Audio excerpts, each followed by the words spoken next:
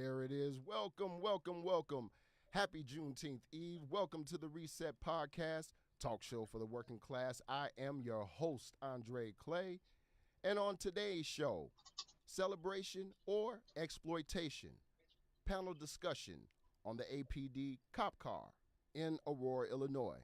Again, celebration or exploitation, debate about the open panel discussion on the Juneteenth cop car in Aurora, Illinois. Today's show will be a special call in show. That number is 708 414 0849. Again, that's 708 414 0849. And with that, let us begin. On June 17th, 2021, President Joe Biden proclaimed June 19th as a federal holiday commemorating the end of slavery in the United States, also known as Emancipation Day, Freedom Day, Jubilee Day, Juneteenth Independence Day, and Black Independence Day. This holiday observes the day when on June 19, 1865, Major General Gordon Granger, along with around 200 black Union soldiers, arrived in Galveston, Texas, and delivered General Order Number 3, announcing the end of the Civil War and the end of slavery. Although the Emancipation Proclamation came 2.5 years earlier, on January 1st of 1863, many enslavers continued to hold enslaved black people captive after the announcement, and Juneteenth became a symbolic date representing African American freedom. All 50 states and the District of Columbia recognized Juneteenth as a holiday or observance, and at least 22 states and the District of Columbia have designated Juneteenth as a permanent paid and or legal holiday through legislation or executive action. Now, pressure to make Juneteenth a holiday then was made in part thanks to the unwavering activism of Miss Opal Lee, who many call the grandmother of Juneteenth. She's a former teacher and activist, and she rallied others behind her campaign to make Juneteenth a federal holiday. The 96-year-old had vivid memories of celebrating Juneteenth in East Texas as a child with music, food, and games. So in 2016, the little old lady in tennis shoes, as she was often remembered as, decided to walk through her home city of Fort Worth, Texas, and then in other cities campaigning for Juneteenth to become nationally recognized before arriving in Washington, D.C. But many black folks also believe President Biden passed this bill as a way to pacify black Americans at that time because of the backlash he and his administration had been receiving for not supporting legislation specific to the needs of American descendants of slavery, despite his campaign promises to do so if he was elected president. Specific policy prescriptions at that time black Americans were looking for were like reparative justice to repair the wealth gap in this country. We also looked at criminal justice reform, specifically the George Floyd Act, police accountability, affordable housing, etc. Now, it's 2023 now, and the viewpoint of many black Americans is that while this holiday should be a time to celebrate black freedom and to educate all Americans about the nation's racial history, Juneteenth has instead been mainstreamed, hijacked, commercialized, and exploited in ways for both financial and political gain. Not only are companies cooking up sales and merchandising tactics to appeal to black people. Remember, when Juneteenth first became a holiday, we saw how Walmart had their Juneteenth ice cream, and other stores had Juneteenth paraphernalia. And with the pressure from black America to take those items down, they did. But we also saw a company called Belcom Corporation. They, along with, I think I read 38 other businesses, tried to trademark the name Juneteenth in some way, shape, or form. And but today, we see the ways in which politicians and different organizations are seeking to advance their own agendas and gain support by using the plight of American descendants of slavery and exploiting the Juneteenth holiday. And that's what today's show is all about.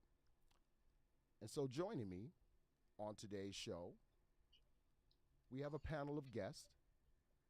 And starting from Edward, please introduce yourselves and tell us what organizations you are about, and we'll take it from there. All right. My name is Edward Ash. I run the What's Really Happened Aurora app, and I'm just basically out here giving the word for the community and the message that is quieted down. We're going to make sure we broadcast it. So that's what we're all about, and that's the goal. Very good, very good. All right, Brandy, if you will, returning guests may recognize my next guest. Brandy, introduce yourself. Assalamu alaikum. My name is Brandy Gillium. I'm affiliated with the Pro Bump Society and the Aurora Grassroots Alliance. Basically, we just try to help out in the community where we're needed at.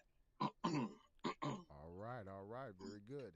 And next, we have Alderman at Large in Aurora, Illinois, John Laesch. Please introduce yourself, John. John Laesch. I live on the east side of Aurora, but I represent the whole city. Was recently elected in April of 2023 and look forward to participating in the commentary. Thanks for having me on. Happy Juneteenth for all those who celebrate. And I think it's also important. I don't know if you guys have been following, but there was a shooting at a Juneteenth event this morning Wow. with 23 people shot in Willowbrook, Illinois. So it's not to say that that these levels of violence should not be happening, and it I think is reflective of the ongoing racial tensions in our country. Agreed, John. Agreed. Well, I'm gonna tell you, ladies and gentlemen, today's show, in part, was sparked again by Brandy. uh, Last week I saw Brandy again go live. He's one of my go-to people in keeping my ear to the streets about what's all the happenings in Aurora. And on this live and on a couple of other posts I saw on Facebook, there was an unveiling to be happening of this the Juneteenth cop car, um, spearheaded by one of the members of the Aurora Police Department and the African American Heritage Association in Aurora. But Brandy, my man, upon seeing the cop car, uh, please share with you your initial sentiments. What were your first thoughts when you saw the unveiling of this cop car? Thought it was very inappropriate, disrespectful, egregious, and coonery. You just can't. It's like you can't put kente cloth up on the Klan robe and march it through the black community, then talk about we're trying to make progress.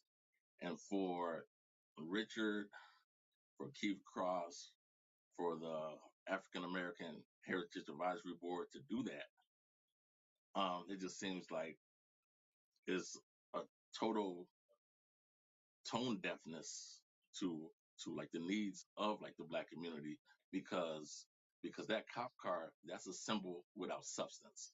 And so when you give that to the people, you paint the narrative that this is what the people want, but nobody in the black community asked for that. So it's like they took the holiday, politicized it, hijacked it, and changed the narrative. And now, and if you look at the news, it was on 2579 and on Fox News that this is what's good. But like the majority of black people is they don't want the cop car, like they didn't ask for the cop car, and like they think it's ridiculous. It's really a slap in the face to have kente cloth, the pan African flag, which is the red, black, and green, and plus the Juneteenth flag on a cop car, and say we're like we're trying to build bridges. It makes no sense at all. Yeah, yeah, I feel you. All right, Edward. What were your thoughts when you first got wind of the Juneteenth cop car? What were your sentiments upon seeing it for yourself? Well, right away you could see that it's a publicity stunt. Considering the people or the organizations that are involved, we've seen plenty of that in the past. And also, I was trying to make sense of how and what way did that represent freedom, and also for those people who are involved. And actually, it just kind of I tuned into my inside thoughts, and I just think of it as like a backside joke for maybe some of the politicians and some of the people in high places. It's just a joke. I feel like they're using certain people as puppets to then display a message to the media and to some people in the public who are not aware, and making this like it's something that we want, as Brandy said. And actually, they know it's actually the opposite. And those people that are in place are not standing up or speaking up for the true people in the community, or and actually they're also not listening to the voice and to the things that we do want. So they're pushing their agenda forward, and they're quieting and also turning a blind eye to the community. Gotcha, gotcha. Okay. Well, John, if you get a chance to see the unveiling of the Juneteenth squad car, um, what were your thoughts when you saw this? So I guess I would just sort of reflect. I think Brandy said it was a symbol without substance, and Ed said it was a publicity stunt. My thoughts are there's real issues in Aurora, and we have one of the highest racial profiling rates in the state of Illinois. We pull over black people 7-1 and Latino people 4-1 compared to white people. And to Brandy's point, if we were to focus on substance, we would be looking at what processes and procedures are in place that allow that high level of racial profiling. So, as an elected official, that's where I want to keep the pressure point on the substance. And I would agree with both gentlemen that there is an unhealthy level of PR and propaganda. The mayor has two offices: the Office of Economic Development and the Office of Community Relations, Public Relations. So this is what he cares about: is economic development and PR. And I feel like our city would be a lot stronger if we dealt with the substantive issues and focused on those. And maybe we can get into some of those specifics. But Absolutely, in my role, I want to hear what other people have to say, both the three of you as well as anybody that calls in with respects to what that substance looks like. absolutely, absolutely. Very good. All right. Well, you know what, Edward? Starting with you, I want to ask you something. I remember in our conversation, you were telling me that you were kind of familiar with the celebration of Freedom Day, Juneteenth, ever since you were a kid.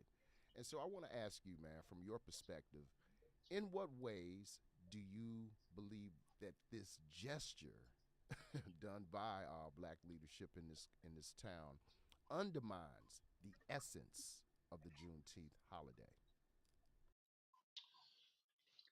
Well, as we know, right, the Juneteenth is about freedom and is about overcoming oppression in many different ways. Although we still deal with lack of or need of many other things as we go forward in 2023 today.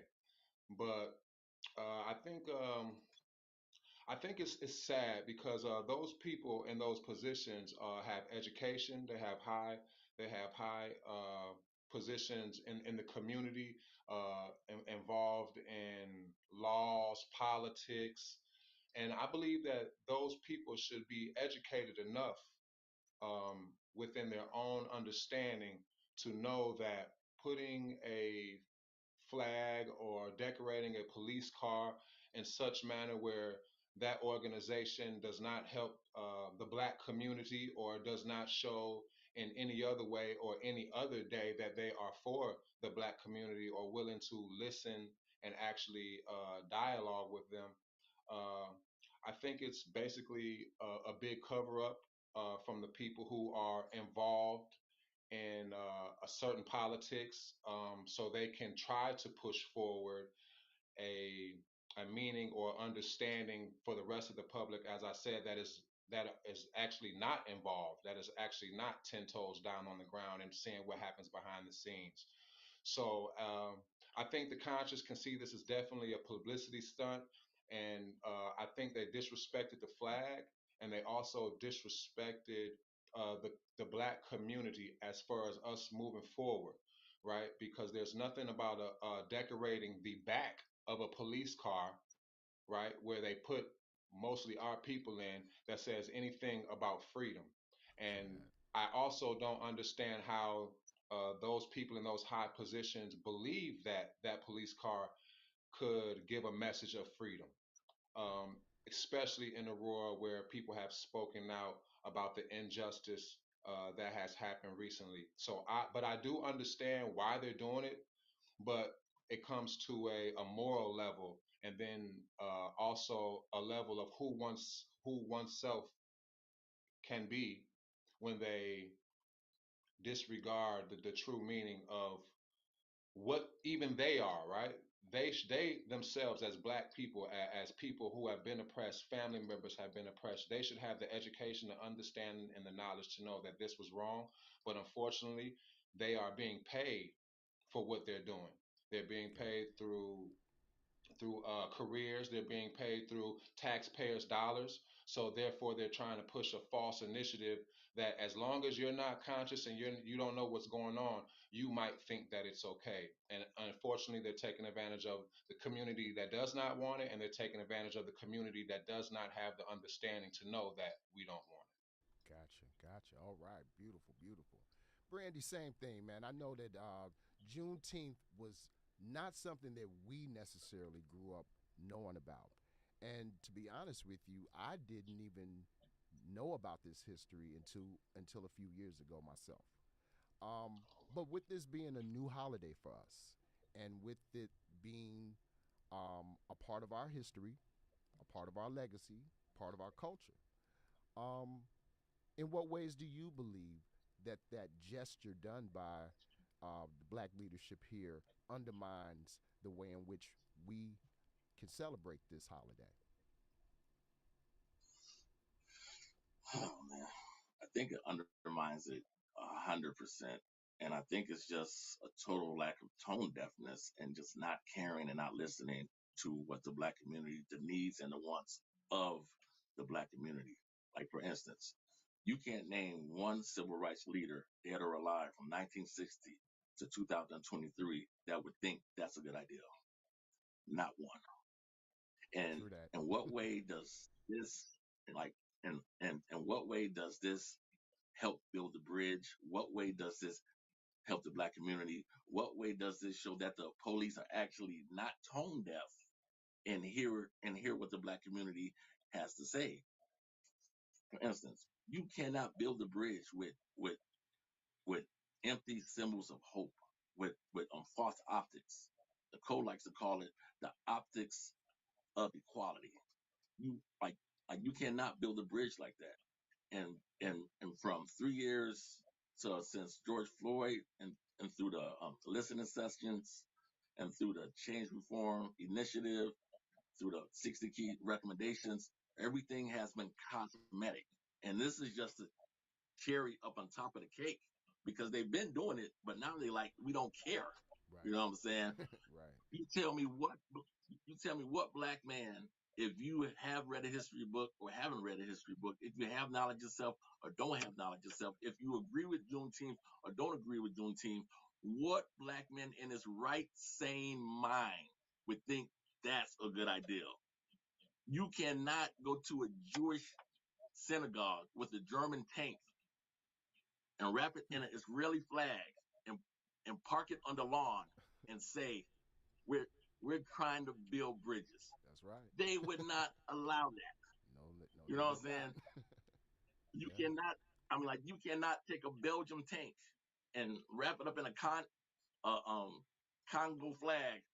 Bring bring it there and say we're trying to build relationships. That's insanity. Yes, And it would for be. Mayor Richard, and for Keith Cross, and for the black aldermen, and for the Heritage Board, you cannot have this many black people in key positions of power, and we have no black representation. And then they allow that foolishness, that display of foolishness, to happen. And then I'm at the Juneteenth celebration up on Farnsworth Park. The Okay. squad car is in the parade. It's in the So parade. like this, they Oh, they didn't wake up one morning and say we're just gonna paint a car. This was an agenda, Yes. strategically planned, and they nailed it. And then I'm at the celebration. You have sisters on stage doing traditional African drum dances. To the Okay. right of the stage, you got the Juneteenth car. That's insanity. And so I get there, I look at the car, and who do I see? Members of the African American Heritage Advisory Board, Kiki and Han, taking pictures in front of the scar car.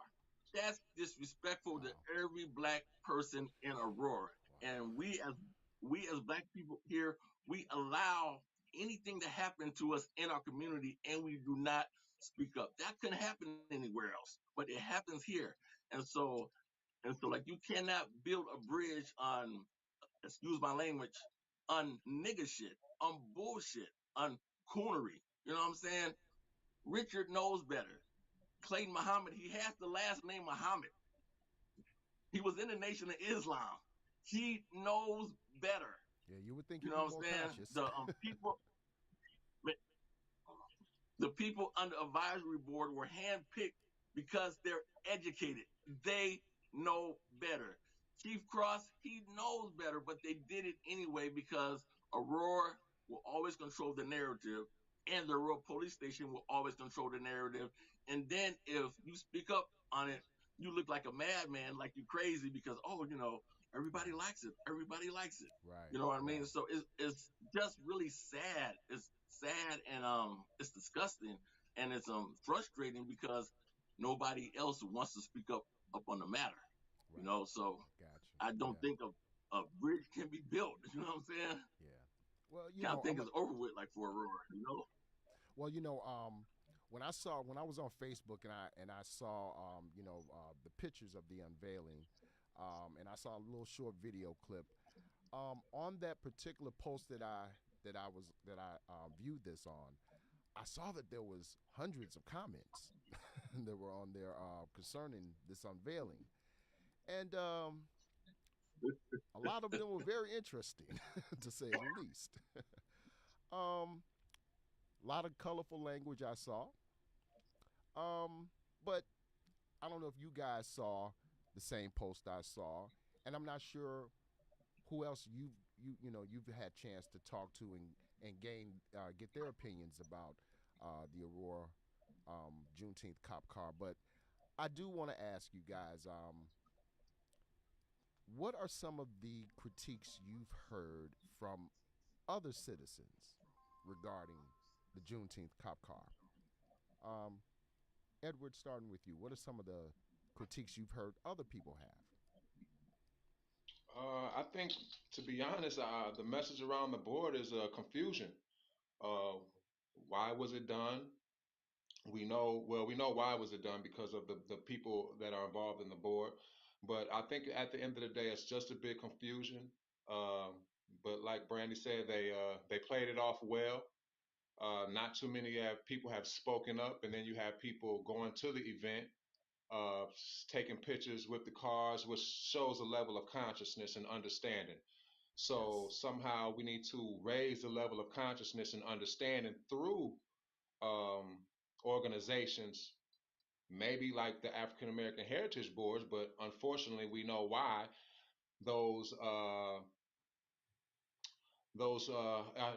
don't have access to those because of the people who are in charge and involved with that. So I just want to make it clear that I would say the majority, mostly, almost a lot of people do not agree with what has happened.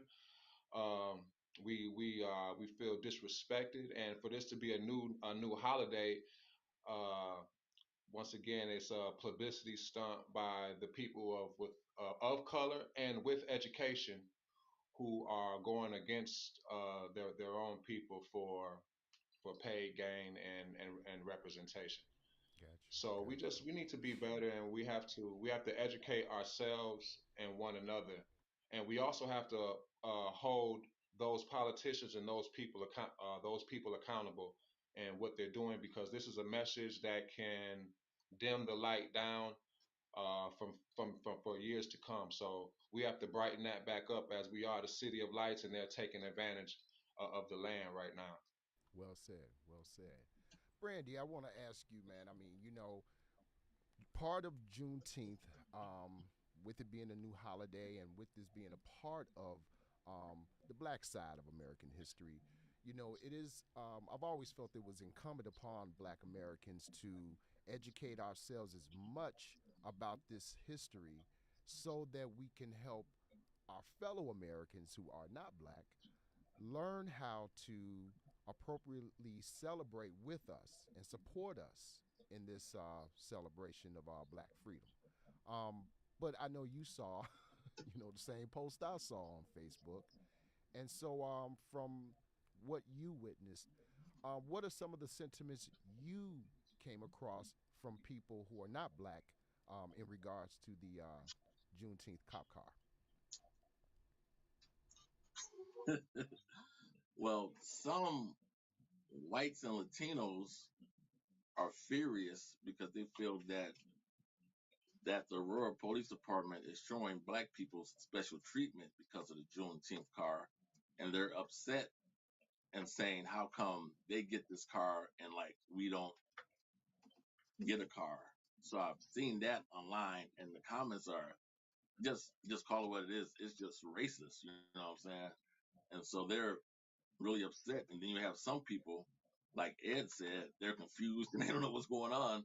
And then you have some people are just very disgusted. And then you have those who think that the money that they took to wrap the car that could have been put into programs or aimed at the underprivileged community to do some good. So those are basically the sentiments that I've heard. And when I was at the Juneteenth fair festival, I didn't I didn't run into one black person who thought that Juneteenth car was a good idea. Not Wow. one. I have Wow. older people. I'm 49. You know what I'm saying? I got gray hair and stuff. I got older people. They were like, "What is this mess, man?" Listen, you remember like the brother that got shot in the back up in Milwaukee? Oh, Oh, yeah, yeah, uh, yes. Yes. imagine imagine the police coming to his house on Juneteenth with his family with that car, talking about we Right. trying to build bridges. Right. See, Yeah. see, that's that's the insanity of it and stuff like that. So, I'm like the sentiments are confusion, a lot of racist thought from the white. Some, I'm gonna say all whites. Some white and Latinos, they're upset, and some black people are totally disgusted. And so that's basically it's what it is. It's just like, why? Nobody asked for this. Why? Right. You know? Right. So yeah. Okay. Well, John, If how, I could say, okay, go ahead, if Ed. I could say, I just want to make it clear that no police car leading a parade of black people behind it shows freedom, and Good point. we need to make that clear. That is the wrong message. There is no police. I don't care if it's the Kane County Sheriff, the Aurora Police. There is no police car that can guide the way with black people behind it and lead to freedom. So Good point. we need to Good point. understand that. That's an important message. That's what I think people are not conscious of what's actually going on, even Okay. though some are. I like that. And how about you, John? What are some of the opinions, viewpoints that maybe you've heard from people outside of the black community in regards to the Juneteenth cop car? The most succinct person that I heard said you can't put lipstick on a pig, which I thought was ironic and hit home. I'm I'm not going to say that I've read too much into the comments. I expected to hear everything that was said, some sort of anger, but also sort of the Sure. white supremacists saying, why do they get this? Even they're still questioning why this is even a recognized, federal recognized holiday. Yeah. Yeah. There's still a lot of people that have that belief, sadly. Yeah. Um, the I also wanted to just share a good sort of some good news that came from a finance committee meeting. We talked about crime prevention and investing in our kids and youth, and I know Brandy, Ed have talked about these things in public in the past. And at the last finance committee meeting, they were talking about building a boys and girls club on the east side in Garfield Park. 45,000 square foot. It doesn't seem to be all put together. And a second piece of good news is something that I campaigned on, which is adding more mental health professionals. The city doesn't seem to have it worked out, but the chief of staff did mention that this would be coming before the finance committee in the near future. And I think that's something that the community wants. So I just wanted to share that little bit of good news, because somebody did, I think it was Brandy, said that we do need to invest in those things, and Oh yeah. I'm behind it. And I think that certainly is a better use of city resources than decorating all of our police cars to accommodate any number. Because if I'm not sure if we're going to have a car for every occasion now. Right. But Right. then Right. the third reflection, I don't know if either or any of you picked up on it, but there was a banner on the city's float in the Pride Parade also exalting the police, and there was certainly a level of drama around APD participating in the nature in which they would participate in that Pride Parade last year. So it's like they have to go above and beyond Yeah. to inject the police into the community, and I don't really understand what that's about. Yeah, it seems though that they're very multi intersectional with their exploitation. It would seem. Real quick, guys, I appreciate that, John. I want to go read a few comments from some of the viewers that are checking us out today. We have Tom Lee saying peace to everyone. How you doing, Tom? Nicole Mullins chimed in and said the city focuses on equity in appearance, but not equity in action. Great comment. Margie Logman says, I thought of it as an empty gesture that was for a photo op. It had no meaning behind it besides another Aurora show. The money for the unveiling could have gone for better policing. She also stated, the Heritage Board has little ability to relate to everyday people. They are another group to make Aurora look good without substance.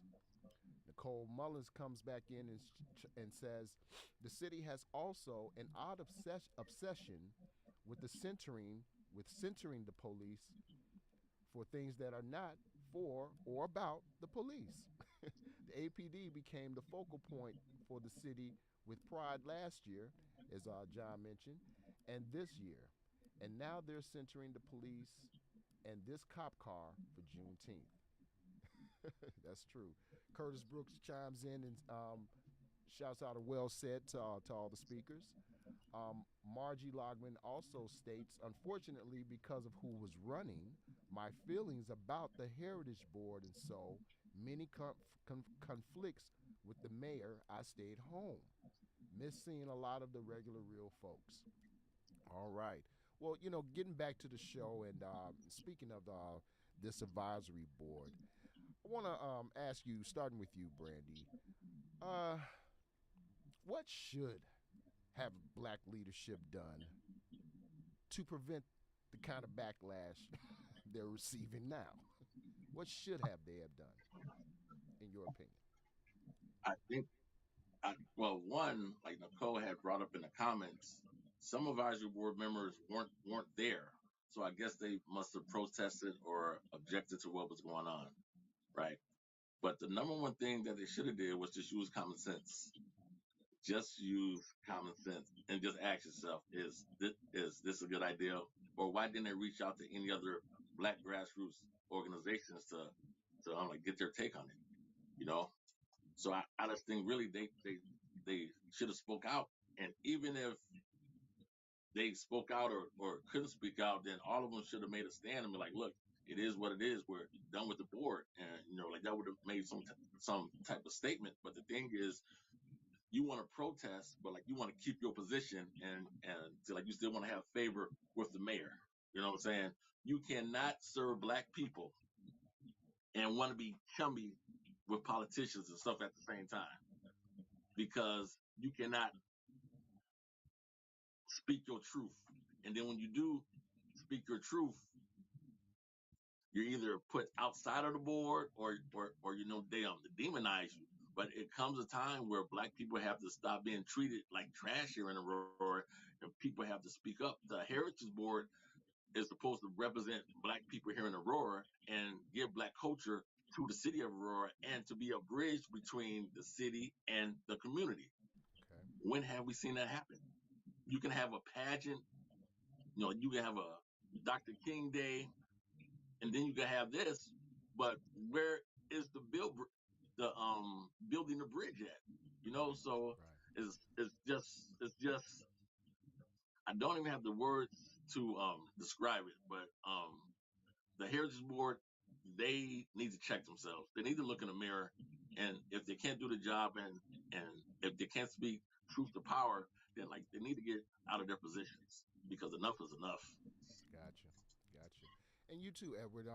In your opinion, man, in what ways do you believe the black leadership in Aurora should have went about handling this to prevent, that backlash that they're receiving?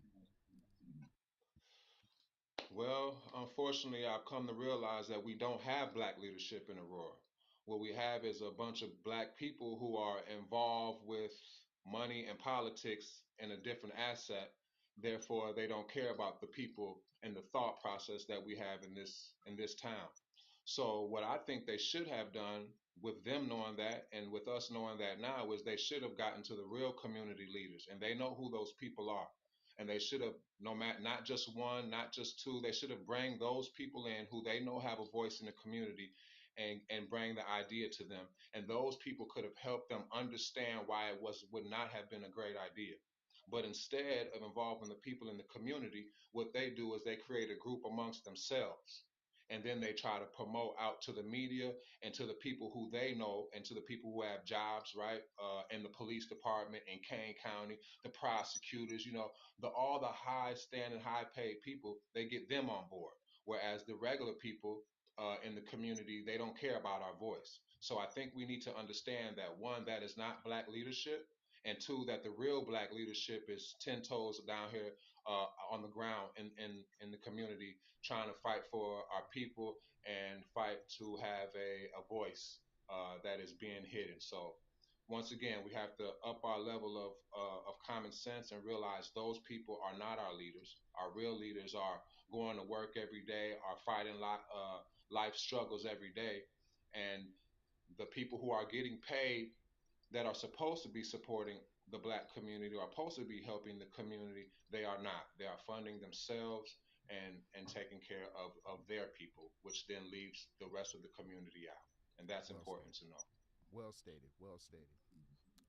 Next question I have, I want to ask John, with you being newly elected to the alderman at large position, I know you spent many years advocating for, the disenfranchised, those who are seeking a leg up. Um, what are some of the things do you believe the current mayor and the Aurora Police Department can do, given the history of the strained relationship local government and the police department have with the black and brown community in Aurora? What are some of the things you what are some things you believe they should be doing to to mend that relationship? So first of all, I think that the number one thing I need to do in this position is listen to things that the black and brown community and people who have experienced abuse at the hands of APD want, right? Because I haven't experienced those things. And this is very interesting because during my orientation, I got to talk to Chief Cross, and I had come in with a list of things that the community had wanted reforms that they wanted to see. And when I just started talking about the over policing of the second and the third ward, and I live in the third ward, he let me know that, well, that over policing happens because that's where the crime is. And so I went in and talked to him. Of course, we've heard that argument time and again, right? Yes, So I we said, have. I explained to him how 2 days after the election, there was a Latino gentleman similar in age to myself got pulled over for the nose of his vehicle being over the white line, the stop line, and that was Wow. it. Wow. My own neighbor, who's African American, has been pulled over numerous times, um, and so I made the point to him that I've lived here since 2008, and I've never been pulled over, Right. right? And I live Right. in the same Exact same neighborhood, area. right? So what's going on, right? And so we've got this statistic of 7 to 1, and then we've got these anecdotal stories, and those things are reality, right? That is a measurable reality versus the narrative and spin. So when I look at it, and I guess I'll just touch briefly on some of the things that the community has said that they want to change. One of them is, and I feel is highest priority on the list, is for the city to participate in the pretrial diversion program. This is a federally funded program that seeks to keep people out of jail who have committed minor offenses. Right. And currently Elgin participates, and Kane County is on a pilot program. Well, if Aurora, which is the biggest city, does not participate, then that pilot program is likely to fail.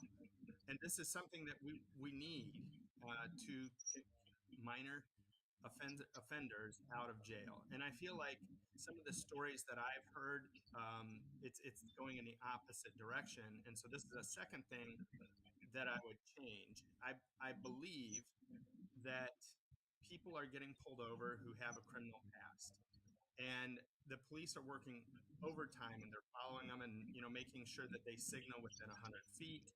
There's a Okay. whole video where they actually go through with someone who had been pulled over. They go through their whole thing, and you see their playbook of Wow. how they they can pull you over for tinted windows, pull you over for failing to stop at a complete stop at a stop sign. I can tell you, I live in the third ward, and Wow. I'm gonna be honest, I'm not a perfect driver. There's times I've I think none of stopped, us but are. not stopped, right?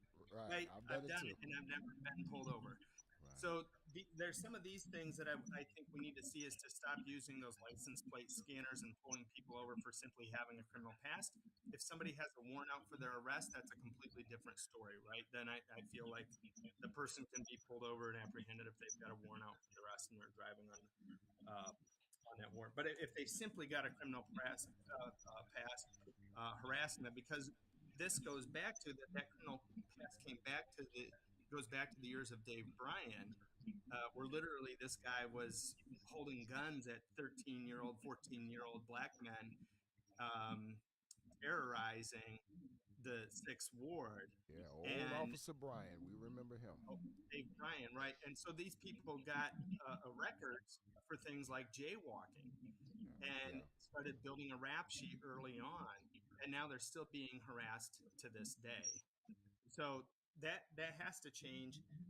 The community, I think, wants to see an end to the gang task list, the gang list that's maintained, and I feel like this plays into APD, where people were put on that gang list, even though they were related to somebody who may or may not have been involved in hanging out with their friends on the basketball court, aka Right. joining a gang. Right. Right. So there's some of these things that I feel are higher priority than others. But to me, the biggest one is I definitely want to see that pretrial diversion program take off. There's other just simple practices that I think could be improved upon, and these are all things that I would rather settle in private and talk to the chief, or have a Mm. discussion before the whole council, and let's try changing up how we do things and seeing if we don't get different results. So those are Absolutely. just a few, and I'm certainly open to other suggestions that people may want to chime in the comments or from the three of you as I go about my work on the council. Absolutely appreciate that. Well, Brandy, I want to ask you too. What are some policy prescriptions, if you can imagine, that you believe leadership, the local government, the Aurora Police Department, should be taking on to mend the relationship between the Black and Brown community and the Aurora Police Department, and to address a lot of the issues in our communities, the homelessness, the affordable housing, so on and so forth. What are some policy prescriptions you think local government and the APD need to take on? I don't think no policies will work because they don't feel that they've done anything wrong. The Aurora Grassroots Alliance met with the Aurora Police Department twice for about over an hour. And when we brought up about the gang list, they told us the reason for instance, if in 1985 you did something and like you put in a gang list, your name is still there now. So in the gang list, you're active or inactive, but you're still on the gang list. They told us they keep names on the gang list just in case of a cold case like comes up. So that's why they keep names on the gang list. And we tried to talk to them about, well, now people are in their 30s, 40s, and 50s, and they have families. So when you come through the car, you don't need to bring that up that they're on the gang list or they was a Latin king or like there was a vice lord. And so they told us, well, okay, we can train our officers not to bring that up, but the gang list isn't going Shouldn't anywhere, exist. and like they're not going to budge on it. Right. Also, the funding. The police gets, I think it was $77 million or something like that. The funding, some of that funding, this is not defund the police, but some of that funding can be allocated to resources in the community directly affecting Black people, like mental health programs, um, how to show people how to buy housing or um, or um, or improve their credit, the funding. Also, I think there has to be some acknowledgement and some accountability.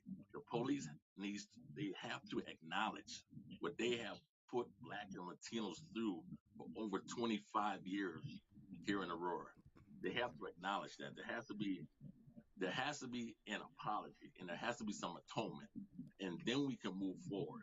When I was talking to Keith Cross and the deputy chief, and there was another gentleman there, and I told Keith, this meeting has been all fine and dandy, and I don't want to ruin the mood, but there's a serious problem here in Aurora because some of your police officers don't treat us like human beings, and like you have a real issue and stuff on the force with white cops and white supremacy and how they view us and how they treat us. His response to me looked me dead in my eye. Well, there is a lot of racist Black people who don't like police.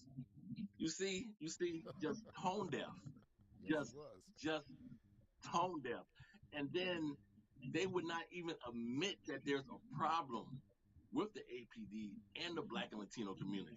So, how can we find a program or implementation of that program to start working if they won't even admit that there's a problem? If Good a point. person is smoking cigarettes and like they got cancer, then like the doctor said, like we might can beat this, but you gotta stop smoking because you got cancer. Hey, I'm not smoking. You know what I'm saying? So it's just like Right. no common sense. But one of the things I think that would help if it actually happened is Black economic development. Some of that funding could be pulled directly into Black economic development and also community infrastructure and also mental health. I think these things affect Black people, and also with the homeless problem here, the rent increasingly rising rent. You know what I'm saying? Something has to be done about that. Yeah, we But did we a don't show about focus that on those last week. Yeah. issues. We focus on a cop car that's wrapped in kente cloth, and then like we think we made progress. So I think if the police would even acknowledge that there's a problem and if the city would acknowledge that there's a problem, and then we could start moving towards a solution. But if there's no acknowledgement, then like you won't work on a solution because like you think that like you don't need one. And Right. and like I think that's where we stand now here up in Aurora. Absolutely. And Edward, same thing to you, man. What are some potential policy prescriptions do you believe local government leadership and the APD could be implementing to help mend the relationship, between the black and brown communities, the disenfranchised communities, and our local officials? Well, one thing that I've came across and have some in-depth experience is people at a high level not even following procedure. That's one of the problems. Okay. When the high level a person at a high level is not following procedures, they're not following the law, and what they're doing is twisting the law to make criminals, right? Or not following procedure to get what they want. That actually is the problem.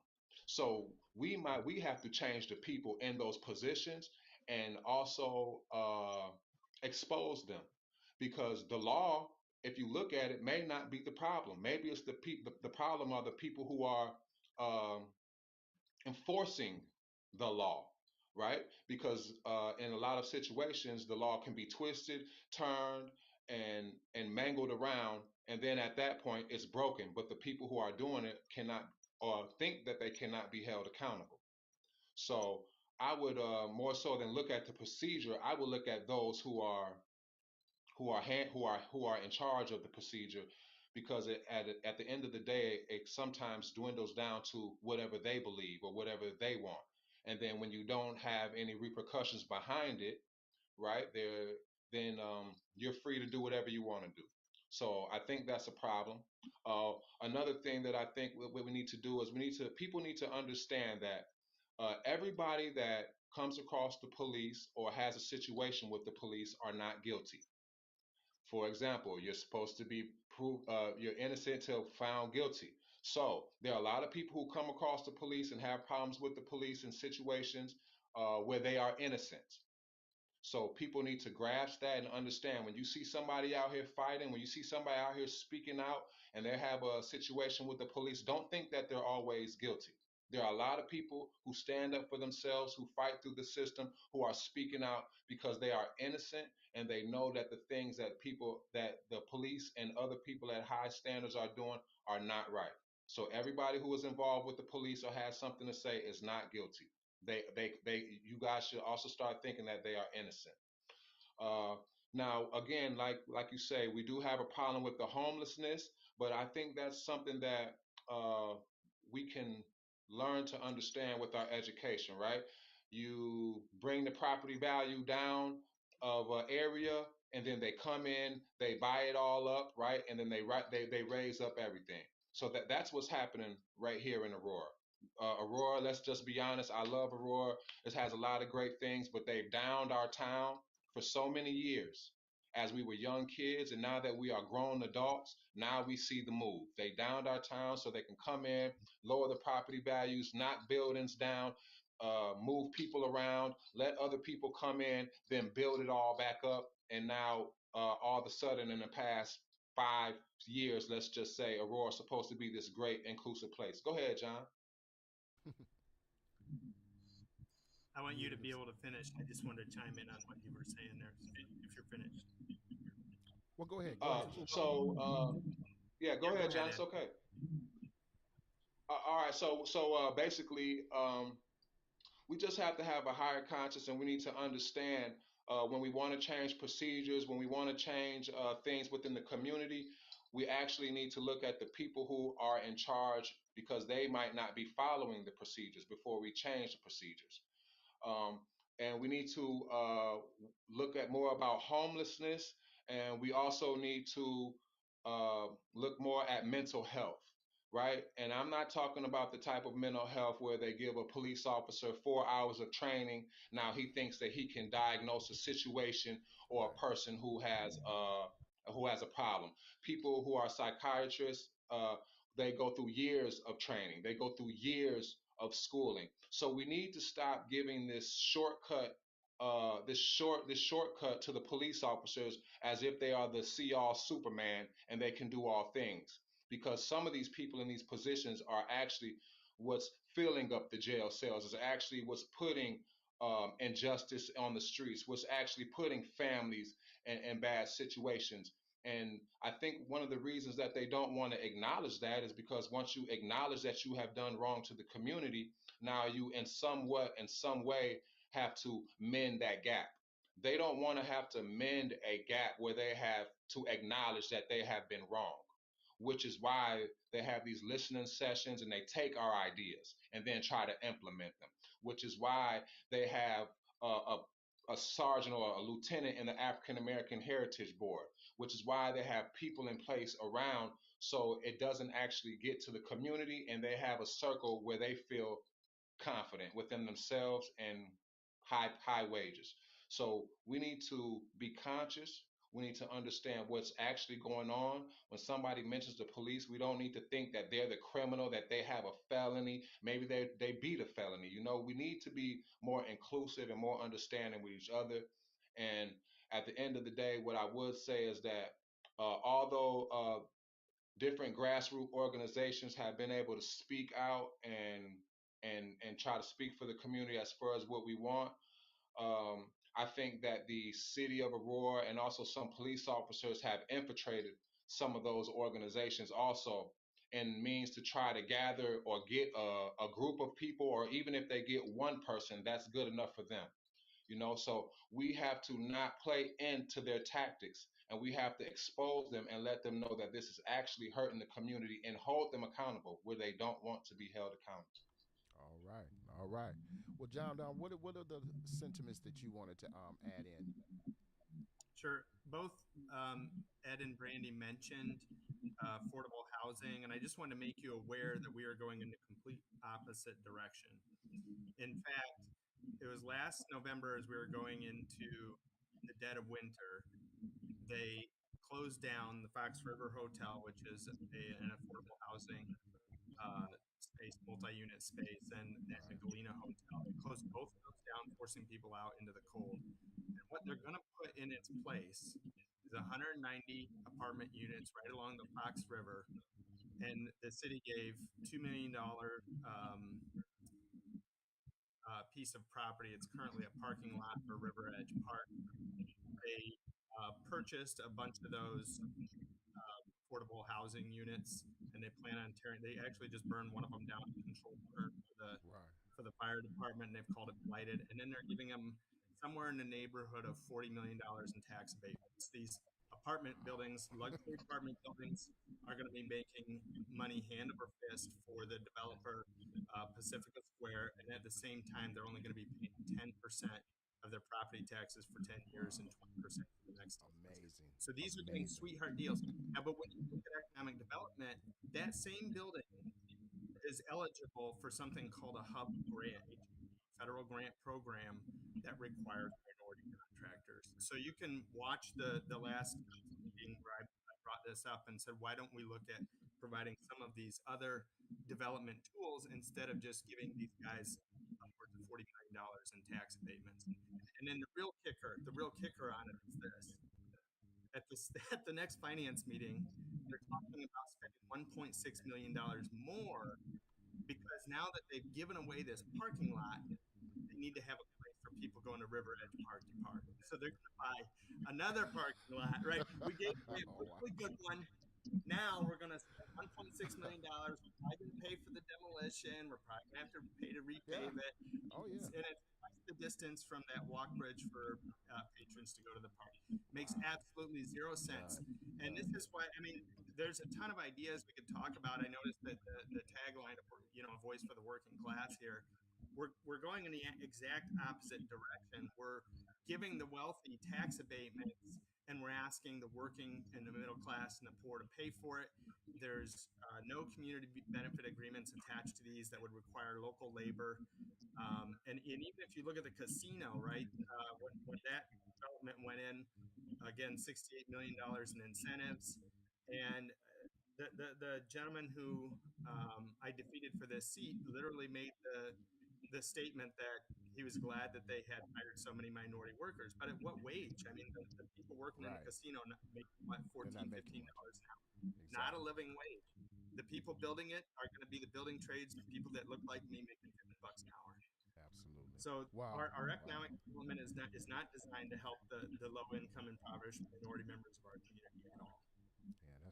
Yeah, that's a shame. And see, as we see, while the city put so much emphasis, effort, and attention into this, this rap for the squad car, as each of you have shared, there are much more pressing issues concerning the citizens of Aurora that need to be focused on, need to be remedied.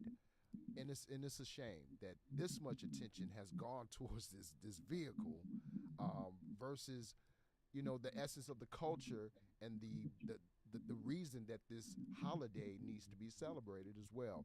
It's a distraction. It's a distraction, and I do want to let everyone know the phone lines are now open. That number is 708 414 0849.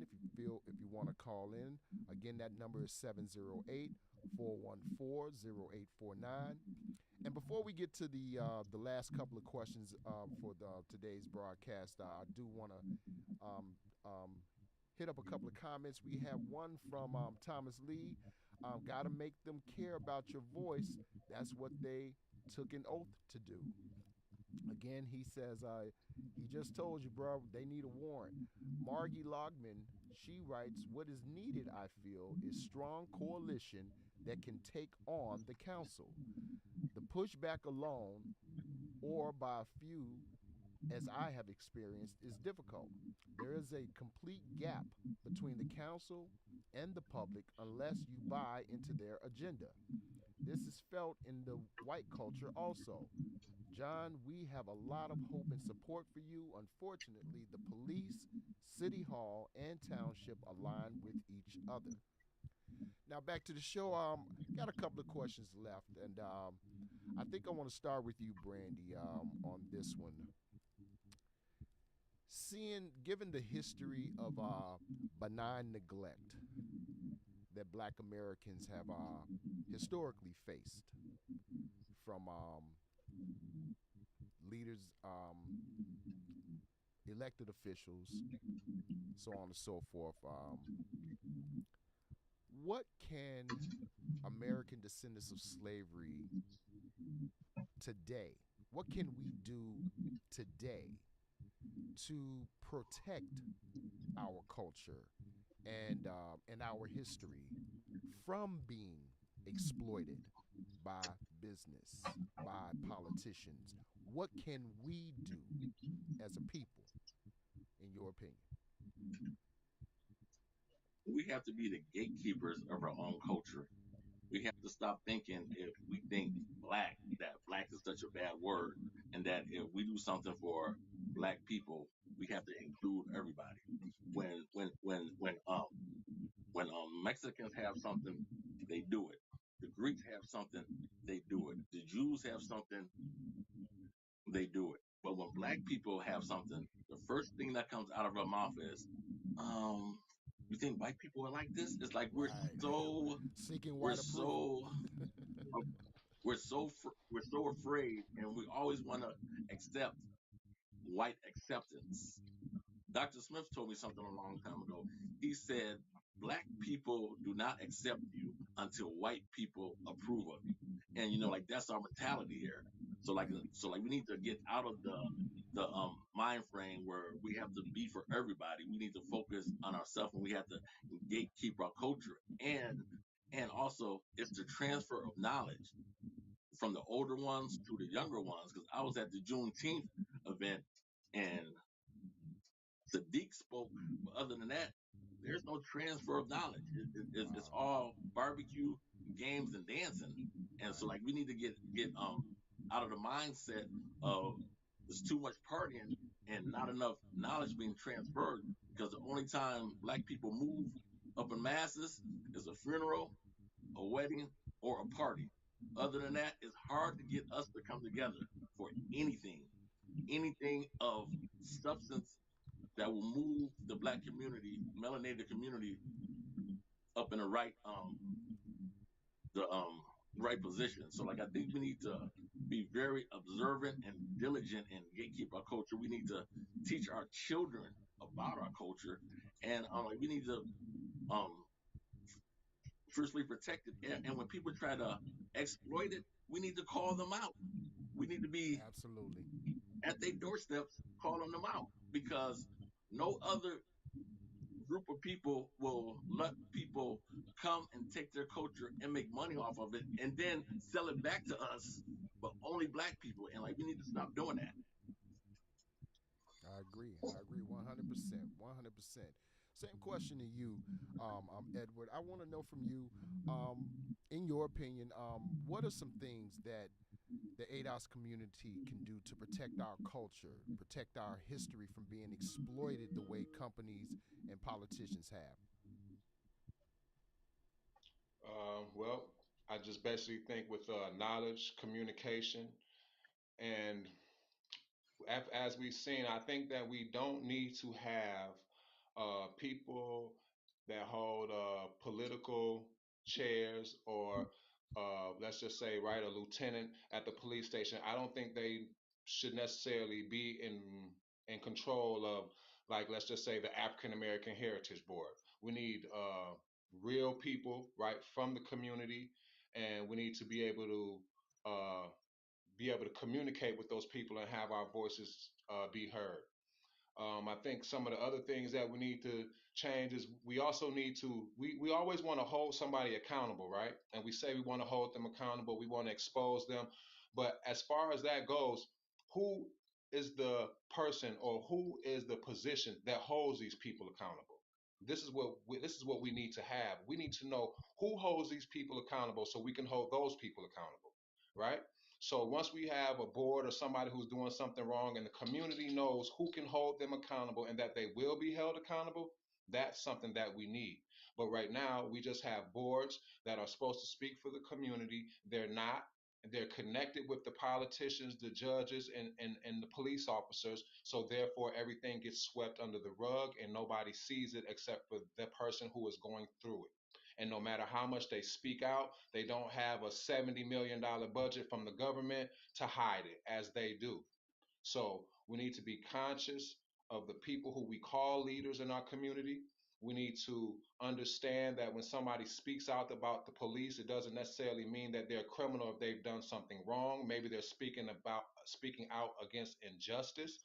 We need to be more knowledgeable, and we also need to understand who are the people that are throwing these events where people only come out to dance or to kind of uh, make a joke about our injustice that we've had. We need to understand who are the people that are involved in these organizations, because these people are the ones who are speaking for the community and also for the black community. And with those people in place, along with the politicians, the money, and high seats, the regular community will never be able to get through. So we as a people, right? All people need to come together. We need to stick together, and we need to be that voice. On the other side, they need to have a standard where we know who we can go to hold people accountable. Because right now, that's just a word, and we need to know where we can go to get some substance, and we need to hold these people accountable. Very good. Very good. Love that. Love that. It looks like we may have a call on the line. Caller, what's your name? Where you calling from? If you're still there. Hello, caller. Can you speak up a little bit?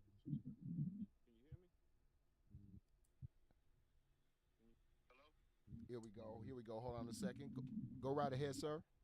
What's going on, Dre? This Tom Lee. Hey, how you doing, Tom? Can you guys hear Tom? Yeah, we can hear. All right. Go right ahead, Tom. What's your comment, bro? Yeah, I was just want to touch on what bro was saying about the procedures and stuff.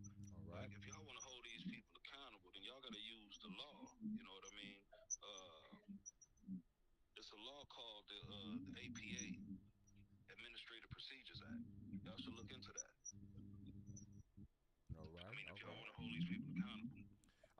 what are some of the what are some of the things that's in this procedure act that you're familiar with that you believe can be used? I mean, you can use it across the board. It depends on uh, whatever laws they breaking. You know what I mean? I mean, like I said earlier, they took an oath to uphold these laws. Okay. All right. So that covers Appreciate that. what bro was talking about with the housing and all of that. They took an oath, man. They gotta look out for the community. That's what they're there for, right? Absolutely. The Constitution say all officers are trustees and servants, and at all times that they adhere to the people. So all times means all times. I mean, if somebody got a different definition of all times, I mean, let me know. Right. You Right. know? Absolutely. Absolutely. All right. Well, look, Tom, I appreciate that comment, brother. Feel free to Yes, call sir. in again. What do you guys think about the comment that Tom just made in regards to utilizing his suggestion? What do you think, Edward? Uh, Actually, what that brother just did is exactly what we need, right? He heard a message and then he gave the answer and where you can go and how you can hold them accountable. That's what we need. We need the organization. We need the letterheads of the paperwork. We need to know where and how to hold these people accountable because as a mass, we don't. Individually, we do, right? Maybe some people do, but when you put in individual paperwork, and let's just say they've affected 100,000 people, then you got in one piece of paperwork that says somebody's done something wrong, it gets overlooked. So yes, exactly like that caller said, man. He gave out the information. I'm gonna go back and check into that and see how things can be done. But more so than just knowing the procedure, right? We have to be, as a people, have to want to be able to file the paperwork or make the complaint or hold these people accountable. So when somebody like that gentleman gives us the information, then we have to move forward with it and not just put it on the back burner. So I will definitely be looking into that information so I can make myself more knowledgeable about that. All right. All right. Well, we have one last question for the evening, and I wanted to start with Brandy. I wanted to ask you, what can people outside of the black community do to support and celebrate the Juneteenth holiday?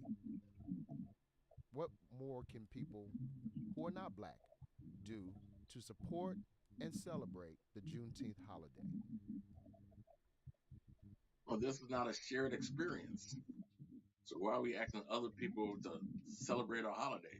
They can be educated on it, but like this isn't a shared experience. And that's where we go wrong. We trying to invite everybody. We want to share with everybody. And then we're on the outside looking in because like the holiday, it gets taken and then, we don't know what happened to it. But this is our holiday. It's not a shared experience. I say if white people want to celebrate it, then they should learn about the history of it, and like they should educate other white people about what's going on. But that's how I feel about it. Okay, okay. Edward, what about you? What do you think people who are not black can do to support and celebrate Juneteenth along with the rest of Black America? I think the best thing to do is just something out of human nature is just to understand, to communicate, and don't try to overjealous themselves like we see the Royal Police Department and some black people did. Just have communication, have understanding, not just today, not just tomorrow, but throughout the years to come, and understand that we've been held back, we've been oppressed, but at the same time.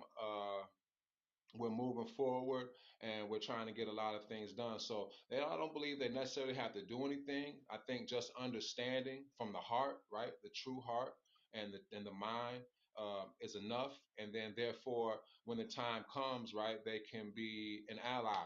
They can be an ally with us, not with with understanding and knowledge, right?